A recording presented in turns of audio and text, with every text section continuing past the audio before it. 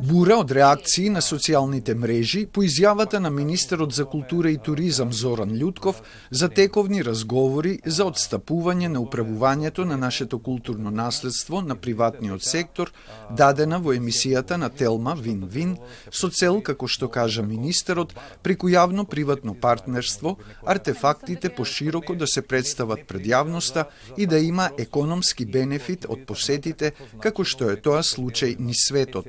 Во реакциите, граѓаните се прашуваат дали изјавата е дадена немушто или е лажна вест, а пак експерти го осудуваат Љутков за изјави кои, како што велат, се граничат со негрижа, а министерот демонстрирал целосна неинформираност за тоа како се штити, управува и се толкува културното наследство.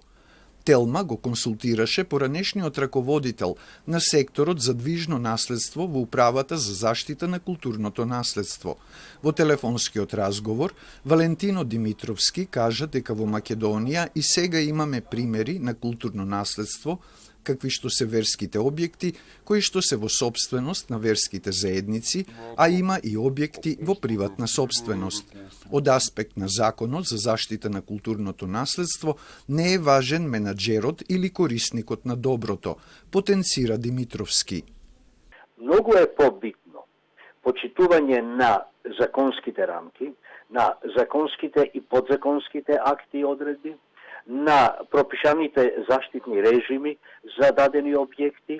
Тоа е како прво, а како второ пак од страна на надлежните служби стриктно контрола на спроведување на тие акти, особено на актите на заштитните режими за конкретен објект, со што би се обезбедило соодветен третман на секој поединачен објект добро на културното наследство. Во таа смисла, јас не гледам нешто лошо или нешто погрешно во идејата. Доколку се прави проект за управување со културното наследство преку јавно-приватно партнерство, треба да се внимава на критериумите за давање под концесија.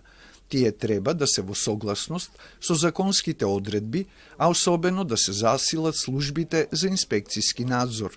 Но во тој дел сме слаби, смета Димитровски. Досегашното искуство, за жал, не оди во прилог дека имаме ние доволно капацитет во овој момент и за такво нешто. Инспекцијските служби не доволно си ја вршеле својата работа, не заради самите нив толку, колку што заради отпорот и неподржувањето од надлежните служби надвор од службата на заштита на културното наследство.